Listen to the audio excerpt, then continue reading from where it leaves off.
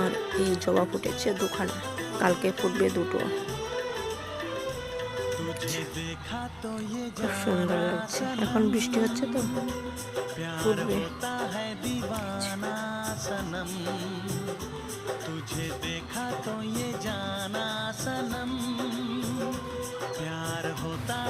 এই যে ওই পাশ থেকে ওই বিয়ানটা দিয়েছে আমাকে এই ফুলগুলো, একটা ঝুমকো লতা পেরেছি। আরও যে ওখানে 3টে কবরী ফুল আছে। এই যে গোলাপি নীলকণ্ঠ, দেখো কতগুলো ফুটেছে,